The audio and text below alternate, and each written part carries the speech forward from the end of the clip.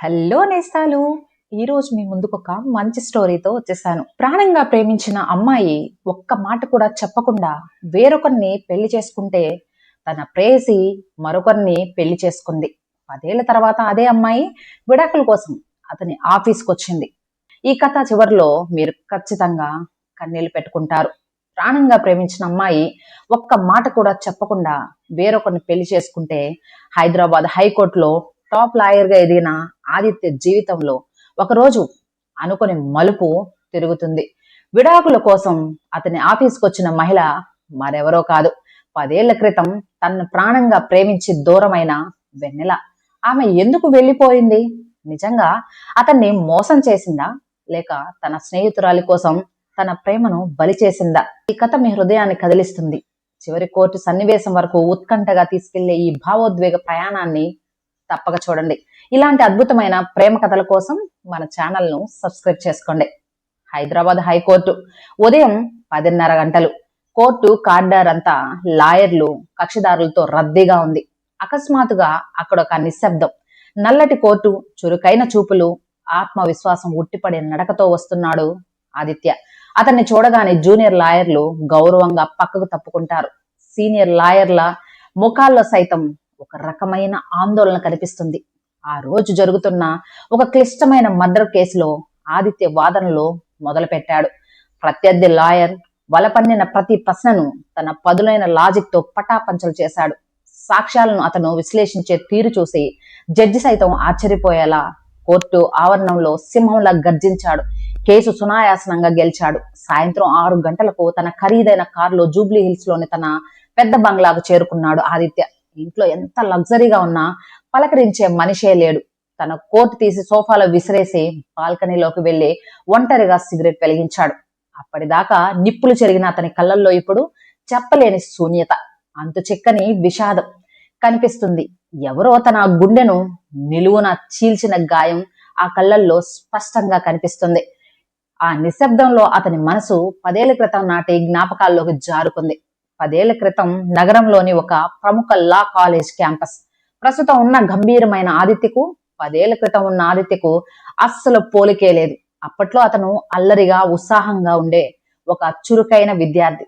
కాలేజీలో జరిగే mute court competitions అయినా, కళా ఈవెంట్స్ అయినా ఆదిత్యదే పై చెయ్యి. అందరితో నవ్వుతూ నవ్విస్తూ ఉండేవాడు. అదే కాలేజీలో ఆదిత్య మరదలు స్వాతి చదువుతోంది. స్వాతికి ఆదిత్య అంటే చిన్నప్పటి నుంచి ఒక రకమైన ఆరాధన, హక్కు. స్వాతికి ప్రాణ స్నేహితురాలు వెన్నెల. వెన్నెల చాలా సైలెంట్, ఎంతో అందంగా, పద్ధతిగా ఉండే అమ్మాయి. స్వాతి ద్వారానే ఆదిత్యకు వెన్నెల పరిచయం అవుతుంది.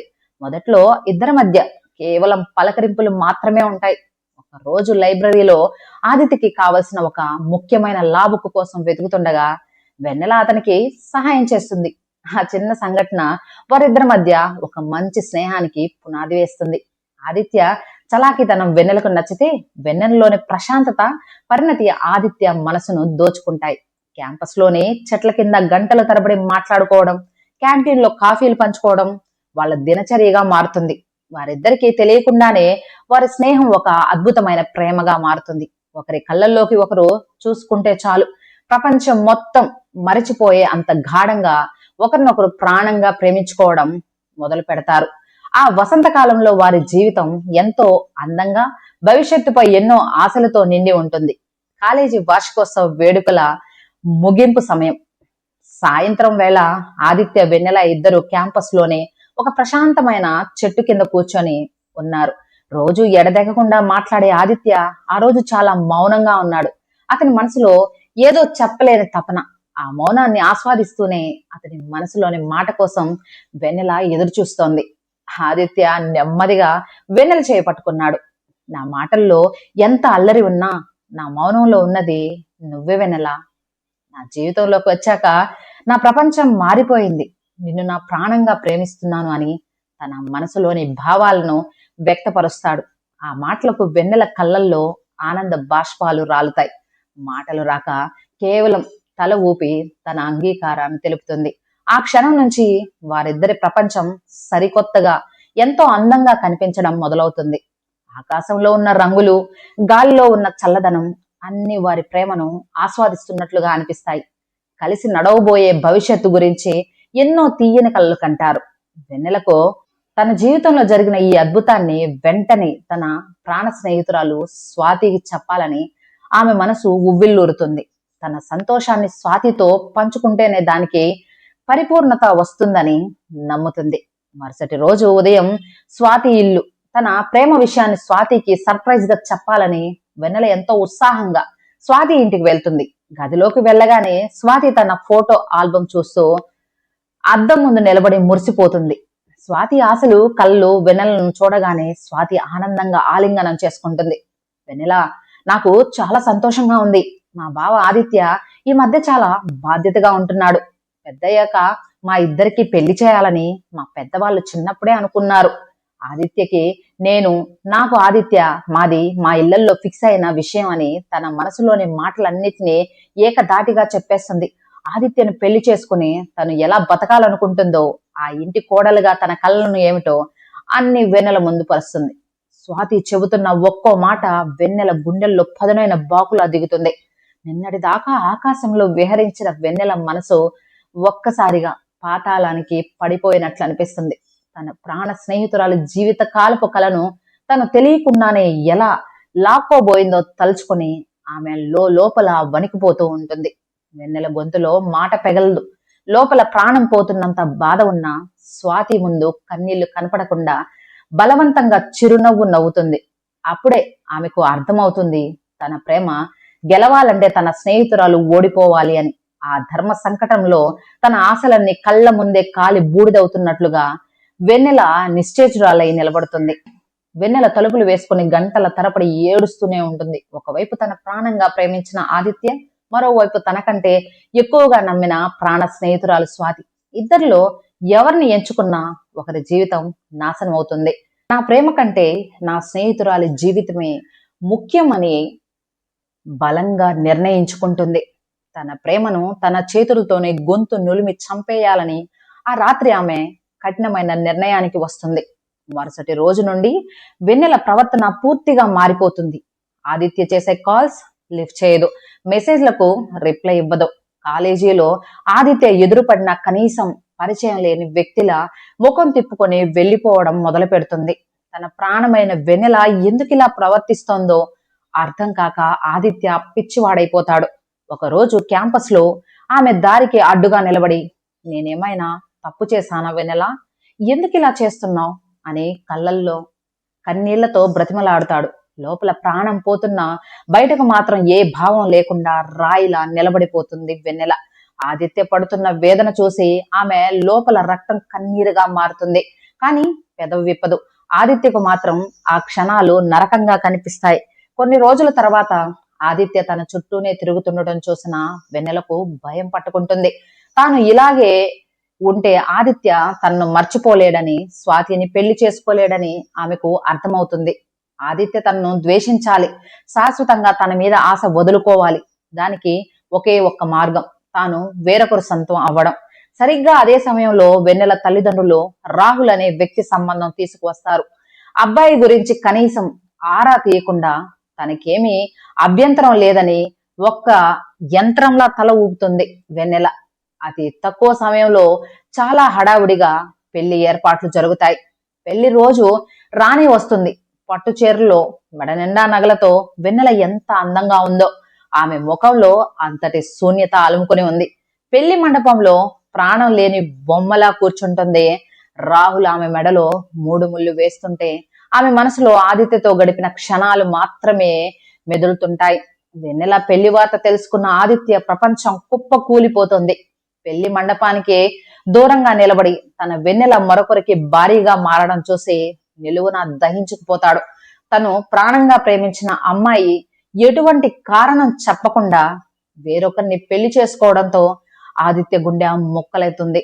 ప్రేమ మీద నమ్మకం పోయి ఆ కన్నీటి వీడుకోలతో అతని జీవితం ఒక చీకటి అంధకారంలోకి జారిపోతుంది. వెన్నెల పెళ్లి జరిగిన కొన్ని నెలల తర్వాత చీకటి గదిలో ఆదిత్య. ఒకప్పుడు ఎప్పుడు నవ్వుతూ ఉత్సాహంగా ఉండే ఆదిత్య ముఖంలో ఎప్పుడు నవ్వు లేదు. గది నిండా చల్లా చెదురుగా పడి ఉన్న వస్తువులు, పెరిగిన గడ్డం, ఎరుపెక్కిన కళ్ళతో అతని రూపం పూర్తిగా మారిపోయింది. వెన్నెల పెళ్లి చేసుకుని వెళ్లిపోవడం అతన్ని కోలుకోలేని దెబ్బతీసింది. తను ప్రాణంగా ప్రేమించిన వెన్నెల కనీసం ఒక్క మాట కూడా చెప్పకుండా వేరొకరిని పెళ్లి చేసుకోవడం ఆదిత్యకు అంతుచిక్కని ప్రశ్నలా మిగిలిపోయింది. ఆ బాధను మరచిపోవడానికి వ్యసనాలకు బానిసవుతాడు. రాత్రింబవళ్లు తేడా లేకుండా గదికే పరిమితమై డిప్రెషన్ లోకి కూరుకుపోతాడు. చదువు మీద పూర్తిగా ఆసక్తి కోల్పోతాడు. క్లాసులకు వెళ్లడం మానేస్తాడు. కాలేజీలో ఒకప్పుడు అందరికీ ఆదర్శంగా నిలిచిన ఆదిత్య ఇప్పుడు పరీక్షల్లో ఫెయిల్ అవుతూ ప్రొఫెసర్ల చివాట్లు తింటూ ఉంటాడు. అతని భవిష్యత్తు ఒక అంధకారంలో పడిపోతుంది. తన చుట్టూ ఉన్న స్నేహితులు కెరీర్ లో ముందుకు వెళ్తుంటే ఆదిత్య మాత్రం అక్కడే ఆగిపోతాడు. ఒకప్పుడు అతన్ని చూసి ఆరాధించిన వారే ఇప్పుడు అతన్ని చూసి జాలిపడడం లేదా వీడి జీవితం ఇంతే, వీడొక లూజర్ అని తీసి పడేయడం మొదలు పెడతారు. మరొక వైపు స్వాతి ఇంట్లో వాతావరణం, తన స్నేహితురాలు తన కోసం ఎంతటి త్యాగం చేసిందో తెలియని స్వాతి ఆదిత్య పరిస్థితి చూసి కంగారు పడుతుంది. అయితే ఆ కంగారు అతనిపై ప్రేమతో కాదు, తన స్వార్థం కోసం. ఆదిత్య కష్టాల్లో ఉన్నప్పుడు అతనికి అండగా నిలవాల్సిన మరదల స్వాతి అతన్ని చూసి అసహించుకోవడం మొదలు పెడుతుంది. వీడికి ఇలాంటి భవిష్యత్తు లేదు, వీడిని నమ్ముకుంటే నా జీవితం కూడా నాశనమే అని తనలో తాను లెక్కలు వేసుకుంటుంది. ఆదిత్యను ఒక పనికి మాలిన వాడిలా చూడడం మొదలు పెడుతుంది. సరిగ్గా అదే సమయంలో స్వాతి కోసం విక్రమ్ అనే ఒక కోటీశ్వరుడైన ఎన్ఆర్ఐ సంబంధం వస్తుంది. అమెరికాలో స్థిరపడిన విక్రమ్ ఆస్తి హోదా చూసిన స్వాతి కళ్ళు చెదిరిపోతాయి. చిన్నప్పటి నుంచి ఆదిత్యతో ఉన్న అనుబంధాన్ని, చేసుకున్న బాసలను ఒక్క క్షణంలో పక్కన పెట్టేస్తుంది. తన తల్లిదండ్రులతో చెప్పి ఆదిత్యతో చిన్నప్పుడు నిశ్చయమైన పెళ్లి సంబంధాన్ని నిర్దాక్షిణ్యంగా రద్దు చేసుకుంటుంది. కనీసం ఆదిత్య పరిస్థితి గురించి ఒక్కసారి కూడా ఆలోచించకుండా విక్రమ్ ను అంగరంగ వైభవంగా పెళ్లి చేసుకుని తన కలల ప్రపంచమైన అమెరికాకు ఎగిరిపోతుంది. స్వాతి పెళ్లి విషయం తెలిసిన ఆదిత్య పెద్దగా పట్టించుకోలేదు. ఎందుకంటే అతని మనసు అప్పటికే వెన్నెల జ్ఞాపకాల్లో చచ్చిపోయి ఉంది. కానీ ఒకరోజు కాలేజీలో వెన్నెలకు అత్యంత సన్నిహితంగా ఉండే ఒక కామన్ ఫ్రెండ్ ద్వారా ఆదిత్యకు ఆ చేదు నిజం తెలుస్తుంది. వెన్నెల తనను ఎందుకు దూరం పెట్టిందో, ఇష్టం లేని పెళ్లి ఎందుకు చేసుకుంటుందో విన్న ఆదిత్య గుండె పగిలిపోతుంది. తన ప్రాణ స్నేహితురాలు స్వాతి జీవితం కోసం వెన్నెల తన ప్రాణమైన ప్రేమను ఎలా బలిపెట్టిందో తెలుసుకొని ఆదిత్య కుమిలిపోతాడు. తాను బాధపడినా పర్వాలేదు, స్వాతి అయినా ఆదిత్యతో సంతోషంగా ఉండాలని వెన్నెల చేసిన త్యాగం అతన్ని కలిచివేస్తుంది. తన స్నేహితురాలి కోసం వెన్నెల తన జీవితాన్ని నాశనం చేసుకుంటే ఆ స్నేహితురాలు తన ఒక చెత్త కాగితంలో విసిరేసిందని గ్రహిస్తాడు. వెన్నెల త్యాగానికి విలువ లేకుండా పోయింది. ఈ నిజం తెలుసుకున్న ఆదిత్య కళ్ళల్లో కన్నీళ్లు ఇంకిపోయి ఆ స్థానంలో కోపం కట్టలు తెంచుకుంటుంది. కొత్త ఆదిత్య జననం. బూడిదలోంచి పుట్టుకొచ్చే ఫీనిక్స్ పక్షిలా ఆదిత్య తన జీవితాన్ని మళ్ళీ సున్నా నుండి మొదలు పెడతాడు. చెల్లా చెదురుగా ఉన్న తన గదిని శుభ్రం చేయడంతో పాటు తన మనసులోని బలహీనతలన్నీ తుడిచిపెట్టేస్తాడు. ఒకప్పుడు తన్ను లూజర్ అని పిలిచిన వాళ్ల ముందే తలెత్తుకుని తిరగాలని తను నిశ్చయించుకుంటాడు. తనలో రగులుతున్న కోపాన్ని, వెన్నెల దూరమైన బాధను ఒక ఇంధనంగా, పట్టుదలగా మార్చుకుంటాడు. రాత్రి బౌళ్లు పుస్తకాలతో కుస్తీ పడతాడు. నిద్ర తిండి మానేసి మరి లా పరీక్షలకు సన్నద్ధమవుతాడు. అద్భుతమైన మార్కులతో లా పూర్తి చేసి ఆదిత్య ఒక చిన్న లాయర్ గా ప్రాక్టీస్ మొదలు పెడతాడు. చిన్న చిన్న కేసులైనా సరే తన పదునైన వాదనలతో అంకిత భావంతో గెలుస్తాడు. అతని పనితీరు చూసిన సీనియర్ లాయర్లు సైతం ఆశ్చర్యపోతారు. చూస్తుండగానే కొన్నేళ్లలో ఆదిత్య జీవితం మారిపోతుంది. ఏ స్వాతి అయితే తనను పనికిరాడని తీసిపారేసిందో ఆమె కళ్ళు చెదిరేలా హైకోర్టులో టాప్ లాయర్ గా ఎదుగుతాడు. కోర్టు హాల్లో అడుగు పెడితే ఎదురు నిలిచే ధైర్యం ఎవ్వరికి లేనంతగా పేరు ప్రఖ్యాతలు, డబ్బు సంపాదిస్తాడు. కానీ ఆ గెలుపు వెనుక అతని ఒంటరితనం, తన వెన్నెలను కోల్పోయిన విషాదం అలాగే దాగుంటాయి. ప్రస్తుతం హైదరాబాద్ లోని ఆదిత్య ఖరీదైన లా ఆఫీస్ బయట సన్నగా వర్షం పడుతోంది. ఆదిత్య తన క్యాబిన్ లో కూర్చొని ఒక ముఖ్యమైన కేసు ఫైల్ చదువుతూ ఉన్నాడు. అప్పుడే అతని అసిస్టెంట్ లోపలికి వచ్చి, సార్, ఒక గృహహింస విడాకుల కేసు, ఒక మహిళ వచ్చారు, అపాయింట్మెంట్ లేదు, కానీ చాలా దీనస్థితిలో ఉన్నారు అని చెబుతాడు. ఆదిత్య సరేనని ఆమెను లోపలికి పంపమంటాడు. తలుపు తీసుకొని ఒక మహిళ లోపలికి వస్తుంది. ఆమె వేషధారణ చాలా సాధారణంగా ఉంది. ముఖానికి చున్నీతో ముసుగు కప్పుకొని ఉంది. ఆమె అడుగుల్లో భయం, చేతుల్లో వణుకుతున్నాయి స్పష్టంగా కనిపిస్తుంది. ఆదిత్య ఎదురుగా ఉన్న కుర్చీలో నెమ్మదిగా కూర్చుంటుంది. ఆదిత్య తన ఫైల్స్ పక్కన పెట్టి, చెప్పండి మీ సమస్య ఏంటి అని వృత్తిపరమైన గాంభీర్యంతో అడుగుతాడు. ఆమె మాటలు రాక వణుకుతున్న చేతులతో తన ముఖానికి ఉన్న ముసుగును నెమ్మదిగా తొలగిస్తుంది. ముసుగు తీసిన ఆ ముఖాన్ని చూడగానే ఆదిత్య గుండె ఒక్క క్షణం ఆగిపోయినట్లవుతుంది. చేతిలో ఉన్న పెన్ కింద పడిపోతుంది. కోర్టులో సింహంలా గర్జించే ఆదిత్య ఆ క్షణం నిశ్చేచుడైపోతాడు. ఎదురుగా ఉన్నది మరెవరో కాదు, తనను ప్రాణంగా ప్రేమించి దూరమైన తన వెన్నెల. ఆదిత్య క్యాబిన్ లో నిశ్శబ్దం. ఒకప్పుడు నిండు పున్నమిలా కలకల్లాడే వెన్నెల ముఖం ఇప్పుడు పగిలిన అద్దంలా కళవిహీనంగా ఉంది. కళ్ళ కింద నల్లటి వలయాలు, చెంపపై గాయం తాలూకు మచ్చలు ఆమె అనుభవిస్తున్న నరకానికి సాక్ష్యంగా నిలుస్తున్నాయి. తన ప్రేమను ఇలాంటి దయనీయ స్థితిలో చూసిన ఆదిత్యకు నోట మాట రాదు. ఆదిత్య కళ్ళల్లోకి చూసే ధైర్యం లేక వెన్నెల తలదించుకుంటుంది. ఇన్నాళ్ళు తనలో దాచుకున్న బాధ, భయం, పశ్చాత్తాపం అన్ని ఒక్కసారిగా కట్టలు తెరుచుకుంటాయి. ఆదిత్య ఎదురుగా చిన్న పిల్లల వెక్కి వెక్కి కన్నీరు మున్నీరుగా విలపిస్తుంది. ఆ ఏడుపు వింటుంటే ఆదిత్య గుండె తరుక్కుపోతుంది. కాస్త స్థిమితం పడిన తర్వాత వెన్నెల తన నరకప్రాయమైన జీవితం గురించి చెబుతుంది. నా భర్త రాహుల్ ఒక మనిషి కాదు ఆదిత్య, ఒక సైకో. రోజు పీకల దాకా తాగి వచ్చి కారణం లేకుండా నన్ను బెల్ట్ తో కొడతాడు, సిగరెట్లతో కాలుస్తాడు అంటూ తన చేతులపై ఉన్న వాతలను చూపిస్తుంది. తన స్నేహితురాలి కోసం తను చేసిన త్యాగం చివరికి తన జీవితాన్ని ఒక నరక కూపంలోకి నెట్టేసిందని కుమిలిపోతుంది. ఈ చిత్రహింసలు భరించలేకపోతున్నాను, ప్రాణాలు తీసుకుందాం అనుకున్నాను, కానీ చనిపోయే ధైర్యం లేక బ్రతికుంటూ రోజు నరకం చూస్తున్నాను. అందుకే విడాకులు తీసుకొని ఈ నరకం నుండి బయటకు రావాలని కోర్టులు మెట్టు ఎక్కాను అని చెబుతుంది. ఏ లాయర్ దగ్గరికి వెళ్తుందో తెలియక విధి ఆడిన వింత నాటకంలో మళ్ళీ ఆదిత్య దగ్గరికి రావడం వారిద్దరి మధ్య ఉన్న బంధం ఇంకా తెగిపోలేదని నిరూపిస్తుంది. వెన్నెల గాయాలను చూసిన ఆదిత్య కళ్ళల్లో నీళ్లు తిరుగుతాయి. అదే సమయంలో రాహుల్ పై చెప్పలేనంత కోపం రగులుతుంది. ఆదిత్య క్యాబిన్ లో కన్నీటి నిశ్శబ్దం. వెన్నెల పడుతున్న నరకం గురించి విన్న ఆదిత్య లోపల అగ్నిపర్వతం బద్దలవుతుంది. ఒకవైపు తాను ప్రాణంగా ప్రేమించిన అమ్మాయి పరిస్థితి చూసి జాలి, ఆమెపై ఎప్పటికీ చావని ప్రేమ. నన్ను ఎందుకు ఆనాడు అంత దారుణంగా వదిలేశావు? కనీసం కారణం చెప్పే అర్హత కూడా నాకు లేదా? నీకు ఇష్టం వచ్చినట్లు నిర్ణయాలు తీసుకుని ఇద్దరి జీవితాలను ఎందుకు బలి చేశావు అని ఆవేదనతో నిలదీశాడు. ఆదిత్య మాటలకు వెన్నెల తల్లడిల్లిపోతుంది. ఇన్నాళ్ళు తన గుండెల్లో దాచుకున్న ఆ చేదు నిజాన్ని బయట పెడుతుంది. 10 ఏళ్ల క్రితం స్వాతి ఇంటికి వెళ్ళినప్పుడు ఏం జరిగిందో, స్వాతి అసలు ఎలా ఉన్నాయో పూసగుచ్చినట్లు చెప్తుంది. నా స్నేహితురాలి జీవితం నాశనం చేయడం ఇష్టం లేకనే నీకు దూరం అయ్యాను. నువ్వు నా మీద ద్వేషం పెంచుకొని స్వాతికి దగ్గరవుతావని ఆ రాహుల్ను పెళ్లి చేసుకున్నాను. నా ప్రేమను నేనే స్వయంగా గొంతు నులిమి చంపుకున్నాను ఆదిత్య అని వెక్కి వెక్కి ఏడుస్తుంది. ఆ మౌన రాగం వెనుక ఉన్న త్యాగం వింటుంటే ఆదిత్య గుండె పగిలిపోతుంది. నిజం తెలిసిన తర్వాత రగిలిపోయిన ఆదిత్య, వెన్నెల చెప్పిన నిజం విన్న ఆదిత్య నిశ్చేచుడవుతాడు. వెన్నెల తన స్నేహితురాలి కోసం జీవితాన్ని త్యాగం చేస్తే, ఆ స్వాతి మాత్రం డబ్బు కోసం, హోదా కోసం ఆదిత్యను వదిలేసి అమెరికా వెళ్లిపోతుంది. నిజం తెలిసిన తర్వాత రగిలిపోయిన ఆదిత్య తన అహంకారం ముక్కలవుతుంది. ధర్మం వైపు నిలబడిన ఆదిత్య ముందు అబద్ధం మోకరిల్లుతుంది.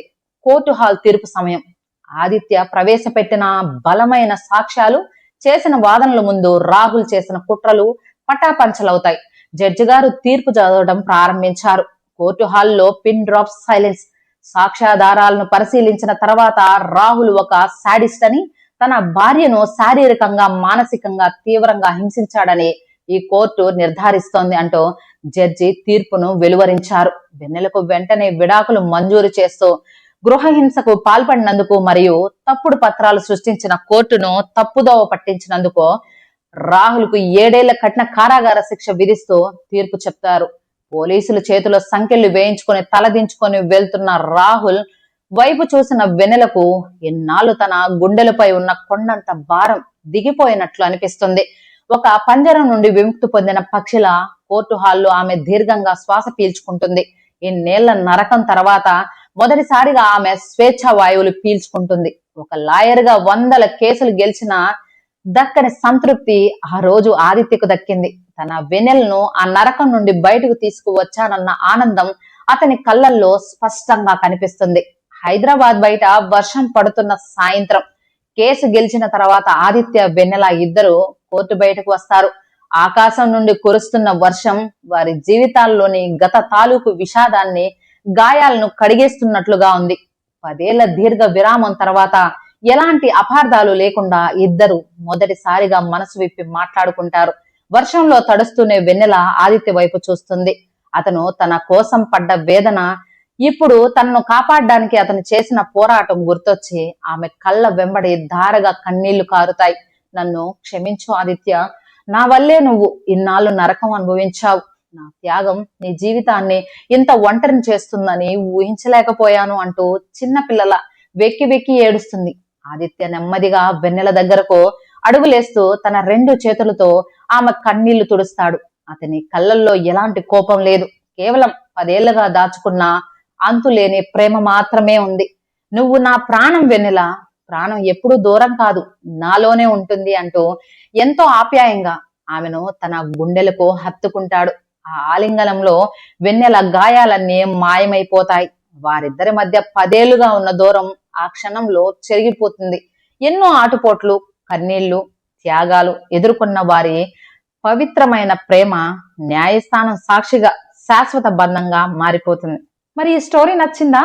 నచ్చితే సబ్స్క్రైబ్ చేయండి, కామెంట్ చేయండి, 10 మందికి షేర్ చేయండి. Thank you friends.